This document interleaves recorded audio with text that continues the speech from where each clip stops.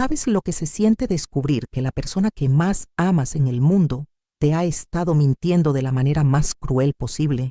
Cuando realizas que todo lo que creías especial en tu vida era en realidad una farsa perfectamente orquestada.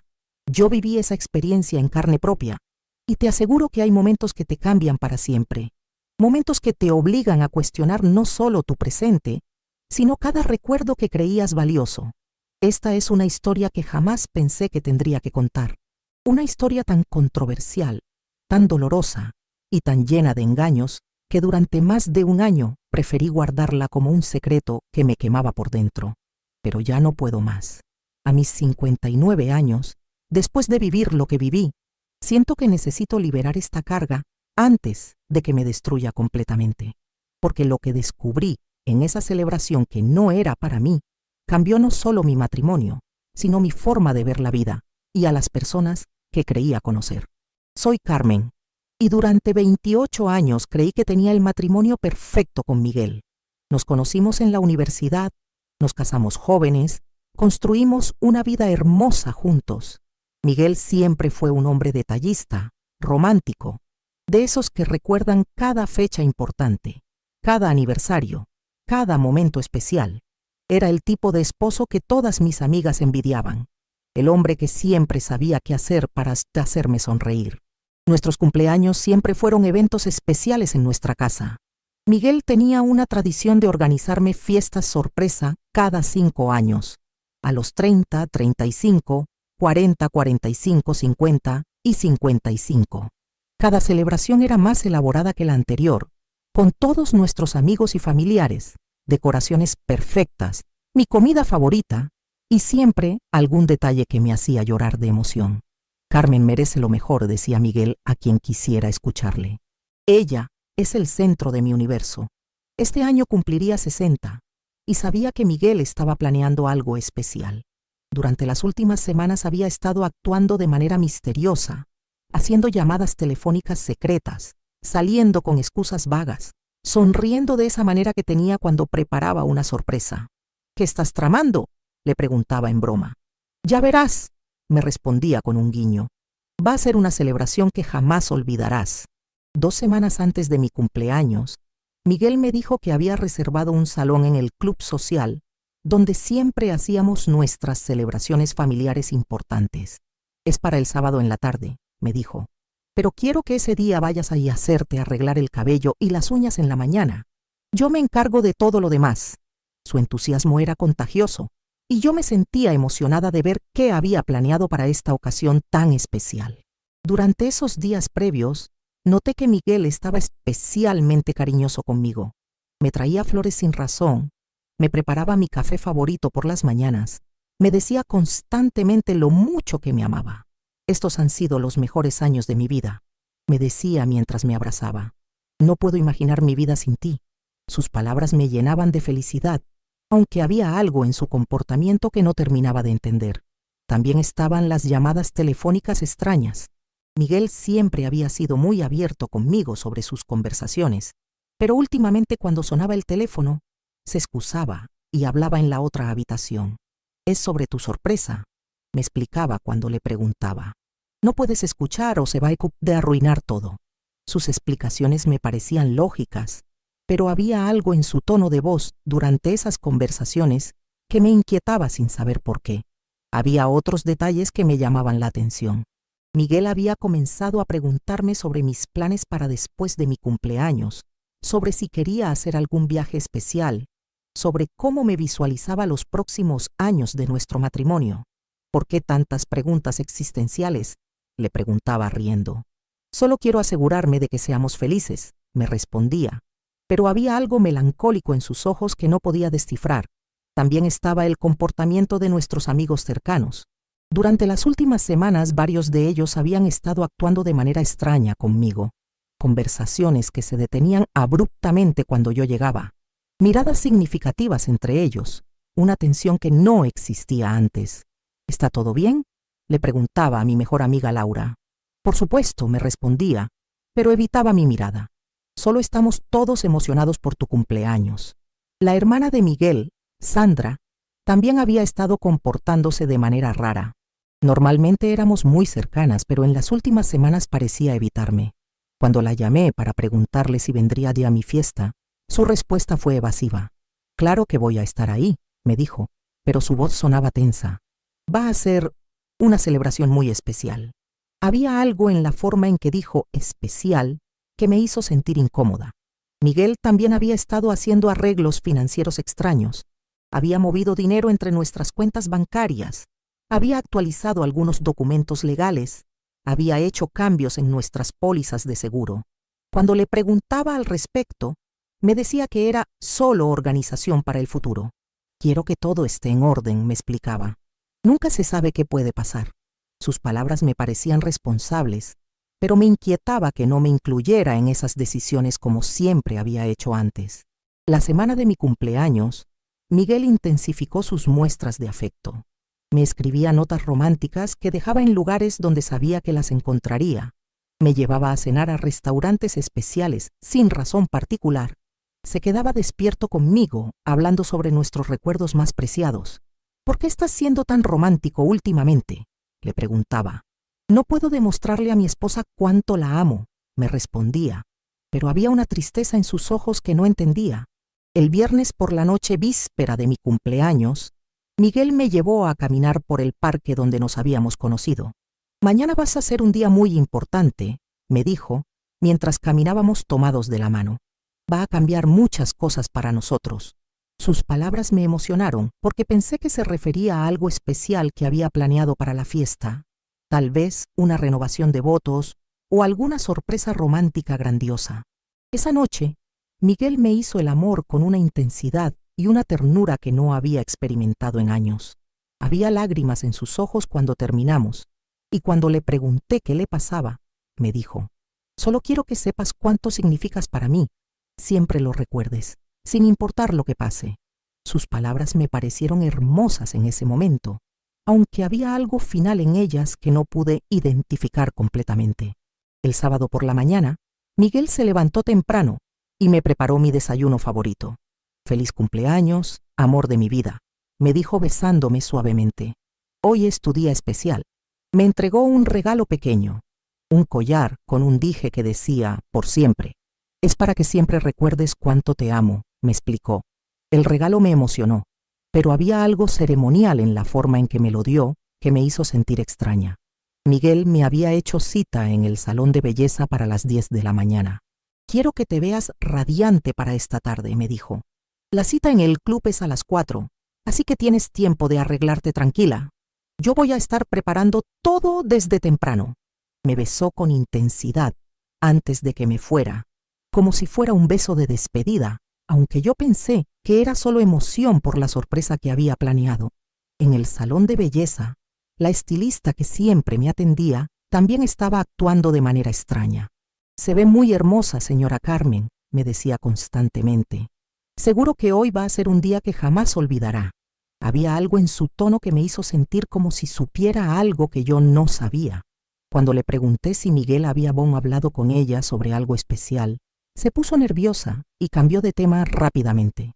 Después del salón, decidí irme a casa para arreglarme tranquila antes de la fiesta. Pero cuando llegué a casa, encontré una nota de Miguel en la mesa de la cocina. «Mi amor, salí temprano para el club para asegurarme de que todo esté perfecto para ti. Nos vemos allá a las 4. Te amo más de lo que las palabras pueden expresar, Miguel». Era apenas la 1 de la tarde, así que tenía tiempo de sobra para prepararme. Pero mientras me arreglaba, una inquietud extraña comenzó a crecer en mi interior.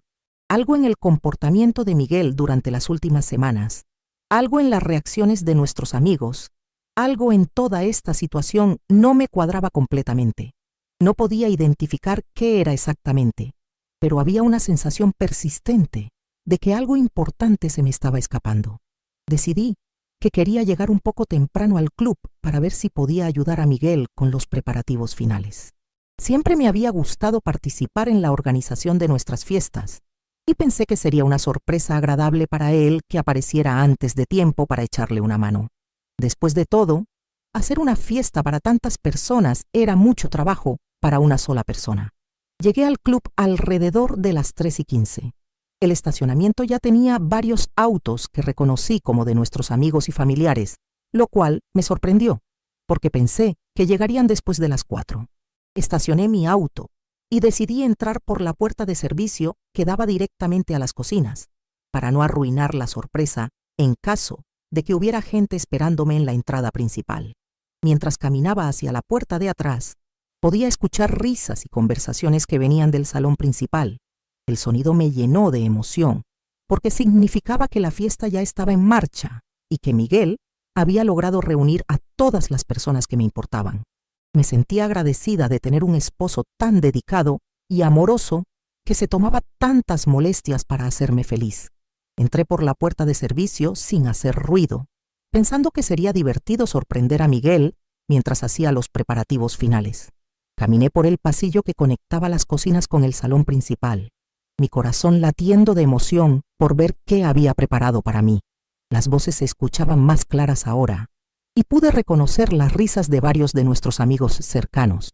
Me acerqué despacio a la entrada del salón, preparándome para gritar ¡sorpresa! Y bromear con Miguel sobre cómo había logrado llegar antes de tiempo. Pero cuando me asomé para ver el salón, lo que vi me hizo detenerme en seco. Mi corazón dejó de latir, mi respiración se cortó, y sentí como si el mundo se hubiera detenido completamente. Lo que estaba presenciando no era lo que había esperado encontrar. No era la escena que había imaginado durante semanas. No era la celebración que Miguel me había prometido. Era algo completamente diferente, algo que jamás había considerado como posibilidad, algo que iba a cambiar mi vida para siempre. En ese momento supe que toda mi vida se había dividido en 2 partes, antes y después de ver lo que estaba viendo. Porque hay cosas que una vez que las presencias, jamás puedes pretender que no sucedieron. Y lo que yo estaba viendo en ese salón iba a destruir no solo mi matrimonio, sino cada recuerdo feliz que había construido durante casi 3 décadas. Los días que siguieron a ese descubrimiento fueron los más confusos y dolorosos de mi vida. No podía procesar completamente lo que había visto. No podía entender cómo había llegado a esa situación, cómo había sido tan ciega durante tanto tiempo. Me quedaba despierta durante horas tratando de entender las implicaciones de lo que había presenciado. Miguel llegó a casa esa noche actuando como si nada hubiera pasado. ¿Dónde estuviste?, me preguntó con preocupación fingida. Te esperamos en el club hasta muy tarde. Todos estaban muy preocupados por ti. La facilidad con la que me mentía en la cara me aterrorizó. Durante 28 años había confiado ciegamente en cada palabra que salía de su boca, y ahora me daba cuenta de que no sabía cuándo decía la verdad y cuándo mentía. Me sentí mal y decidí regresar a casa. Le mentí, sorprendiéndome de lo natural que sonaba mi propia mentira. Debe haber sido algo que comí. Por primera vez en nuestro matrimonio también yo le estaba mintiendo, pero ya no era la misma mujer ingenua que había sido por la mañana. Lo que había visto había destruido mi capacidad de confiar ciegamente en él. Pobrecita, me dijo Miguel, abrazándome con esa misma ternura que había mostrado durante las últimas semanas. ¿Te sientes mejor ahora? Podemos hacer la fiesta otro día si quieres. Sus palabras y gestos de preocupación me parecían completamente falsos, ahora que sabía la verdad. Era aterrador darme cuenta de lo bien que podía actuar cuando le convenía. Durante esa primera semana después del descubrimiento, Miguel intensificó sus muestras de cariño. Me traía té para el malestar estomacal, me preparaba comidas especiales, me preguntaba constantemente cómo me sentía. Quiero que te recuperes completamente, me decía. Tu salud es lo más importante para mí. Cada gesto de cuidado ahora me parecía calculado, como si estuviera tratando de compensar algo o de mantenerme distraída. También comencé a notar cosas en su comportamiento que antes había pasado por alto. La forma en que evitaba mi mirada cuando me hablaba sobre la fiesta cancelada, las llamadas telefónicas que seguía haciendo en privado, los mensajes de texto que recibía y que leía rápidamente antes de borrar, las salidas de trabajo que se habían vuelto más frecuentes desde mi cumpleaños. Nuestros amigos también siguieron comportándose de manera extraña. Cuando algunos de ellos me llamaron para disculparse por haberse perdido mi fiesta, había algo forzado en sus voces. Laura, mi mejor amiga, vino a visitarme y me trajo flores para que me sintiera mejor. Pero cuando le pregunté detalles sobre lo que había pasado en el club, sus respuestas eran vagas y contradictorias. Fue una lástima que no pudieras llegar, me dijo Laura. Miguel estaba muy preocupado. Todos estuvimos esperándote, pero había algo en la forma en que evitaba mis ojos que me confirmaba que me estaba mintiendo. Era como si toda mi red de apoyo hubiera conspirado para mantenerme en la oscuridad sobre algo importante. Durante la segunda semana, decidí hacer mi propia investigación. Comencé a observar más cuidadosamente el comportamiento de Miguel, a escuchar sus conversaciones telefónicas desde otra habitación, a revisar discretamente sus mensajes cuando dejaba el teléfono desatendido. Lo que descubrí me confirmó que mis sospechas eran correctas. Había mucho más en esta historia de lo que Miguel me había contado. Una tarde, mientras Miguel estaba en la ducha, revisé su teléfono y encontré mensajes que me helaron la sangre. Conversaciones que confirmaban que lo que había visto en el club no había sido una coincidencia o un malentendido. Era algo que había sido planeado cuidadosamente durante semanas, algo que involucraba a varias personas de nuestro círculo cercano, algo que me había excluido completamente a pesar de ser supuestamente el centro de la celebración. Los mensajes también revelaban que Miguel estaba muy preocupado por mi reacción. ¿Crees que sospecha algo?, le escribía a alguien. No puedes saber lo que realmente pasó, era la respuesta. Sigue actuando normal y todo va a estar bien.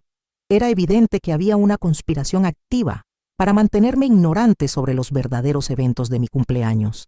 Pero lo que más me perturbó fue descubrir que la fiesta no había sido cancelada cuando yo no aparecí.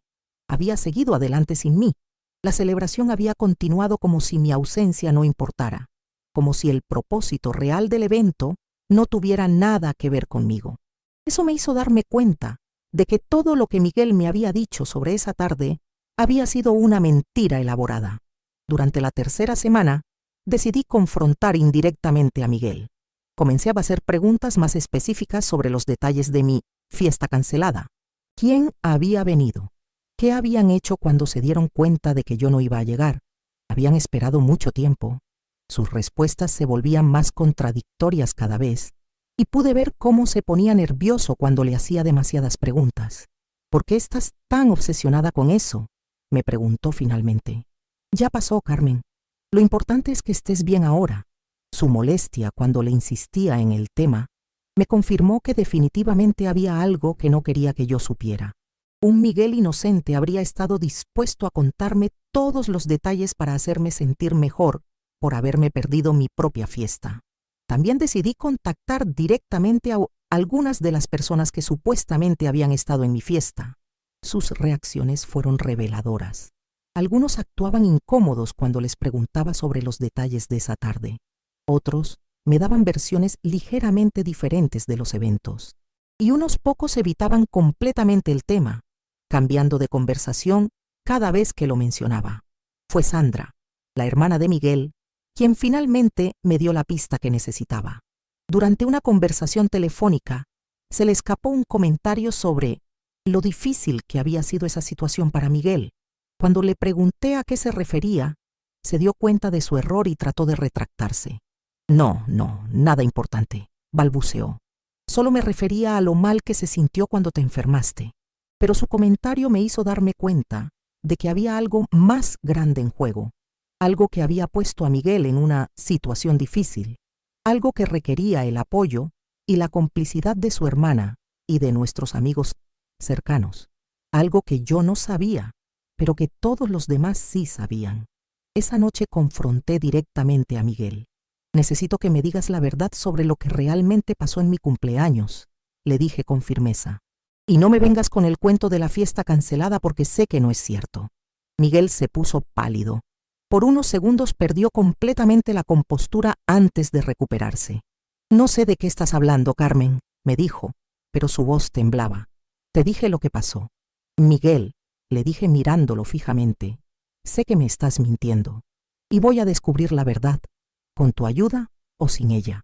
Esa noche Miguel durmió en el sofá de la sala. Dijo que era porque no quería contagiarme si estaba enfermo, pero yo sabía que era porque no podía soportar estar cerca de mí, sabiendo que yo sospechaba la verdad. La tensión en la casa se volvió insoportable, pero yo estaba determinada a llegar al fondo de este misterio que había consumido mi vida. Lo que no sabía era que la verdad era mucho más compleja y dolorosa de lo que había imaginado, y que cuando finalmente la descubriera, cambiaría no solo mi percepción de Miguel, sino de todas las personas que creía conocer en mi vida. Si te está gustando esta historia, por favor dale me gusta a este video. Es muy fácil, solo tienes que apretar el botón que dice me gusta aquí abajo. Y si quieres escuchar más historias como esta, suscríbete a nuestro canal apretando el botón negro que dice suscribirse. Te lo digo con mucho cariño porque sé que a veces estas cosas de la tecnología pueden ser confusas, pero tu apoyo significa mucho para mí. Y prepárate, porque lo que viene a continuación te va a chocar el corazón. Porque cuando finalmente descubrí la verdad sobre esa celebración, que no era para mí, fue cuando mi vida tomó un rumbo que jamás había imaginado posible. 4 días después de mi confrontación con Miguel, algo completamente inesperado sucedió que cambió el curso de toda esta historia. Yo había estado preparándome para una investigación larga y difícil, para descubrir la verdad, cuando la verdad decidió revelarse por sí misma de la manera más dramática posible. Era un jueves por la mañana cuando recibí una llamada que jamás me hubiera imaginado. El teléfono sonó mientras yo estaba preparando el desayuno, todavía sumida en la tensión silenciosa que había dominado mi casa durante los últimos días. «¿Señora Carmen Morales?», me preguntó una voz femenina muy seria. «Sí, soy yo», respondí, intrigada por el tono formal de la llamada. «Mi nombre es doctora Patricia Ruiz, soy oncóloga del Hospital Central. ¿Podría venir a mi consulta esta mañana? Necesito hablar con usted sobre los resultados de unos exámenes muy importantes». Mi sangre se heló. ¿Exámenes? Doctora, creo que hay un error. Yo no me he hecho ningún examen médico recientemente. Señora Morales, los exámenes fueron ordenados por su esposo Miguel hace 3 semanas. Análisis de sangre muy específicos, una tomografía, varios estudios que él dijo que usted necesitaba, pero que estaba demasiado nerviosa para venir sola. Él trajo las muestras personalmente. El mundo se detuvo. Miguel había ordenado exámenes médicos en mi nombre sin que yo lo supiera. Había llevado muestras de mi sangre al hospital sin mi conocimiento. ¿Cómo era eso posible? ¿Cuándo había obtenido esas muestras? Doctora, le dije con la voz temblorosa, yo no autoricé ningún examen. Y definitivamente no le di muestras de sangre a mi esposo para llevar al hospital. Hubo un silencio largo del otro lado de la línea. Señora Morales, creo que necesitamos hablar urgentemente. ¿Puede venir al hospital ahora mismo? 1 hora después, estaba sentada en la consulta de la doctora Ruiz, tratando de procesar información que desafiaba toda lógica. En su escritorio había una carpeta gruesa con mi nombre, llena de resultados de exámenes que yo jamás me había hecho. Señora Morales, comenzó la doctora con gravedad. Su esposo vino hace 3 semanas muy preocupado por su salud. Dijo que usted había estado perdiendo peso, sintiéndose débil, teniendo síntomas preocupantes, pero que se negaba a venir al médico por miedo. Nos pidió que hiciéramos análisis discretos para tranquilizarse. Doctora, le dije, yo me he sentido perfectamente bien. No he perdido peso, no he tenido síntomas de nada. Y mi esposo jamás me mencionó que estaba preocupado por mi salud. La expresión de la doctora cambió completamente. Señora, entonces tenemos un problema muy serio, porque estos resultados indican que usted ha estado siendo envenenada sistemáticamente durante al menos 2 meses. ¿Envenenada? La palabra resonó en mi cabeza como un eco imposible. Como dice, los análisis de sangre muestran niveles peligrosos de arsénico en su sistema. También hay trazas de otros químicos tóxicos que no deberían estar en el cuerpo humano. Si estos niveles hubieran continuado aumentando, habría sufrido una falla orgánica múltiple en cuestión de semanas. No podía respirar. Miguel no solo me había estado mintiendo sobre mi cumpleaños, me había estado envenenando, intentando matarme. Pero yo me siento bien, balbuceé.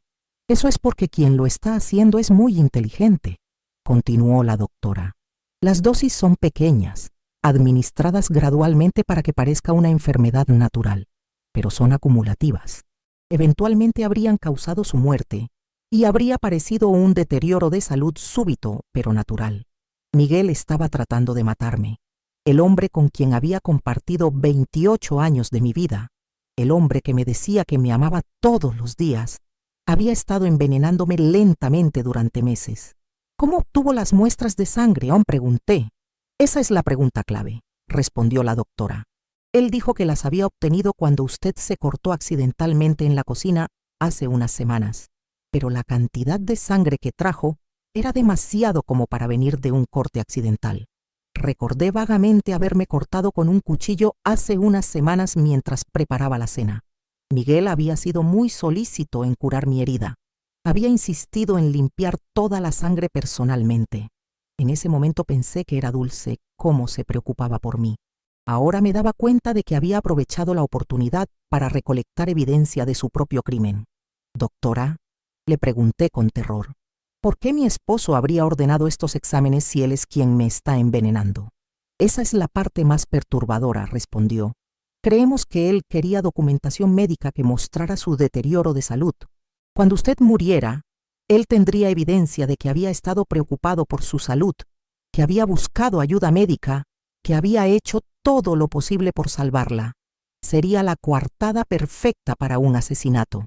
Miguel no solo me estaba matando, estaba creando evidencia para salir impune del asesinato. Era un plan tan elaborado, tan cuidadosamente pensado, que me aterrorizó darme cuenta de lo calculador que realmente era mi esposo. Hay algo más, continuó la doctora. Su esposo también nos preguntó sobre los síntomas que usted desarrollaría a medida que el envenenamiento progresara. Quería saber exactamente qué esperar, cuánto tiempo tomaría, si sería doloroso. Dijo que quería estar preparado para cuidarla en sus últimos días. Las lágrimas comenzaron a caer por mis mejillas. Miguel había estado planeando no solo matarme, sino también actuar como el esposo devoto durante mi agonía. Iba a estar ahí, fingiendo amor y preocupación, mientras yo moría lentamente por el veneno que él mismo me había estado administrando. ¿Cómo me ha estado dando el veneno?, pregunté. Basándome en los niveles en su sangre y la progresión de la intoxicación, diría que ha sido a través de comida o bebida que usted consume regularmente. Algo que solo usted toma, o algo que él prepara específicamente para usted. Mi mente comenzó a repasar todo lo que Miguel me había estado preparando durante las últimas semanas. El café especial que me traía todas las mañanas, el té que me preparaba cuando llegaba del trabajo, los batidos nutritivos que había comenzado a hacerme para mi salud. Todos esos gestos que había interpretado como amor, en realidad habían sido intentos de asesinato. Doctora, le dije, necesito preguntarle algo más. ¿Mi esposo mencionó algo sobre mi cumpleaños? ¿Sobre algún evento especial que estaba planeando? Sí, de hecho sí lo mencionó. Dijo que quería que los resultados estuvieran listos antes de su cumpleaños porque estaba planeando una celebración muy especial y quería asegurarse de que usted estuviera lo suficientemente bien para disfrutarla. Nos pidió específicamente que tuviéramos todo listo para esa fecha. Ahí estaba la conexión. Miguel había planeado mi muerte para coincidir con mi cumpleaños. La celebración especial no era una fiesta para mí, era probablemente mi funeral, o tal vez una celebración de mi muerte. Por eso había estado tan emotivo y melancólico durante las semanas previas. Por eso había hecho todos esos arreglos financieros y legales. Se estaba preparando para convertirse en viudo. ¿Qué debo hacer ahora?, le pregunté a la doctora. Primero vamos a comenzar un tratamiento inmediato para eliminar las toxinas de su sistema. Segundo, voy a reportar esto a la policía, porque esto es claramente un intento de asesinato.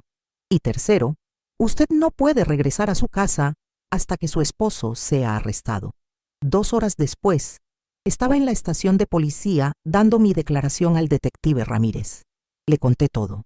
Mis sospechas sobre los eventos de mi cumpleaños, el comportamiento extraño de Miguel durante las últimas semanas, y ahora el descubrimiento del envenenamiento.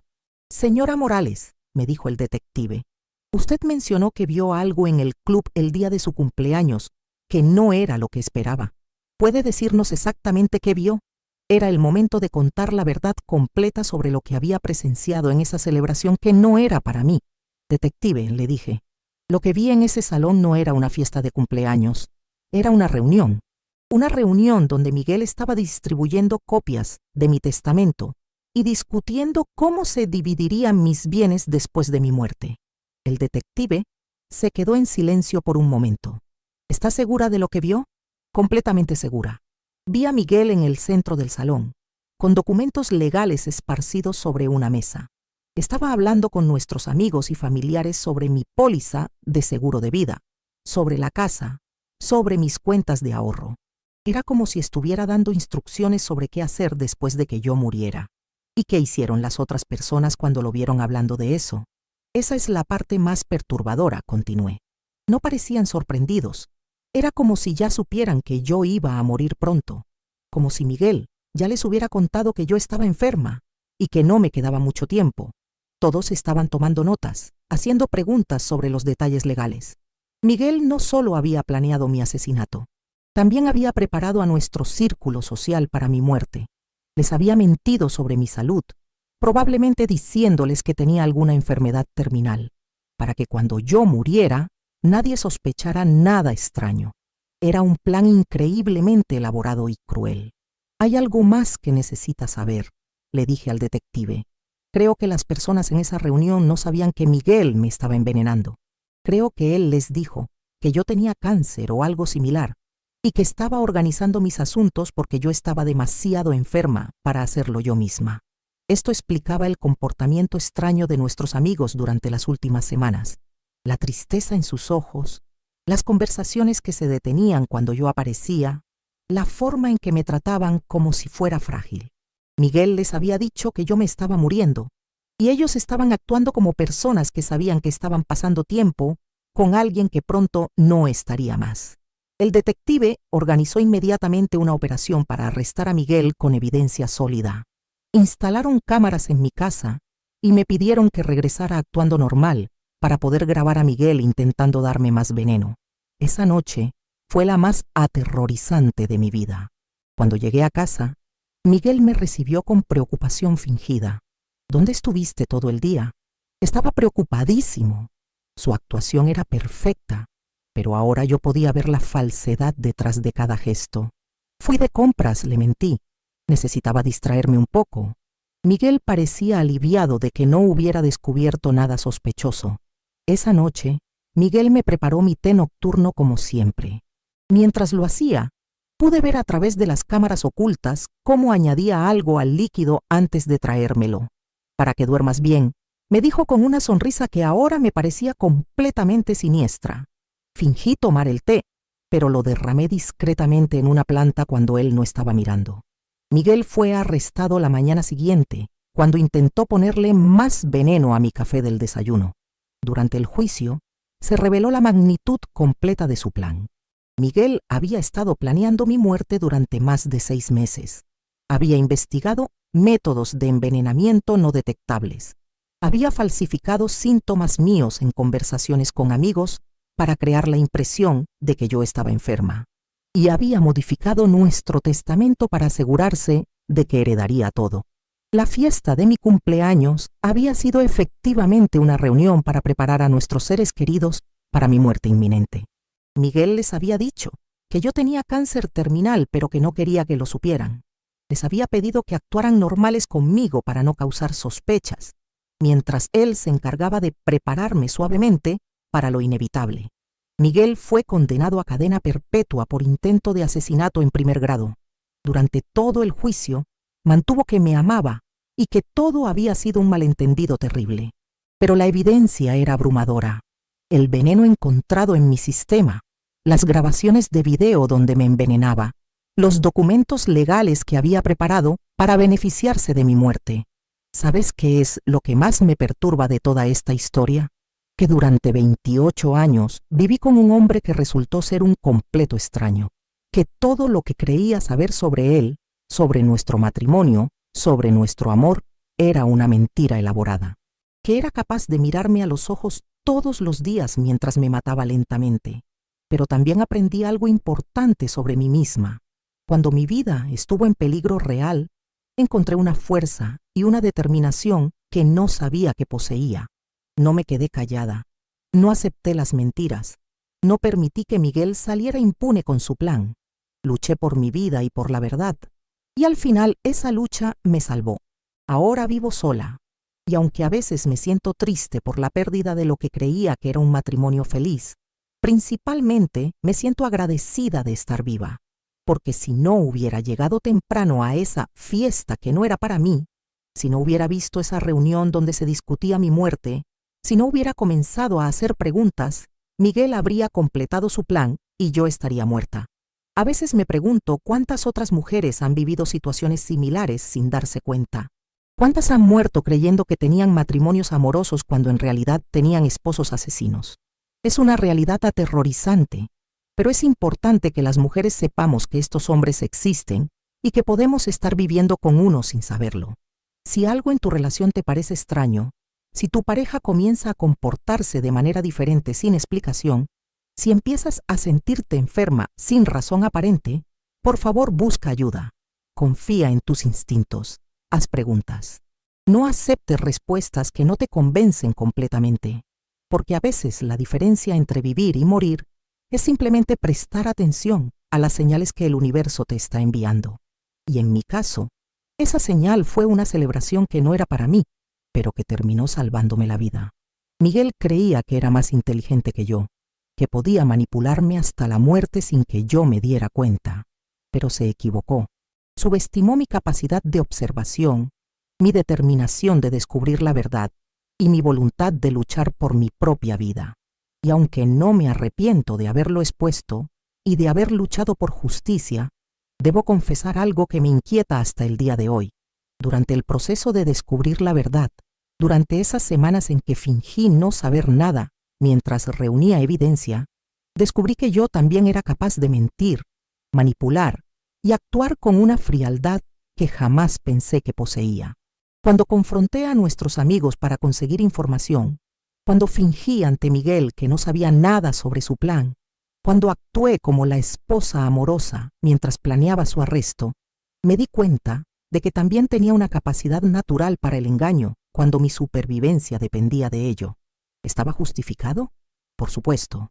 Miguel estaba tratando de matarme, y yo tenía derecho a defenderme usando cualquier medio necesario.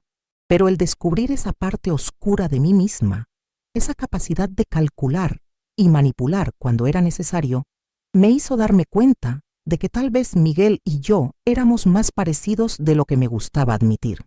La diferencia es que yo usé esas habilidades para salvar mi vida, mientras que él las usó para tratar de quitármela. Pero ambos fuimos capaces de actuar con una duplicidad total cuando tuvimos la motivación suficiente.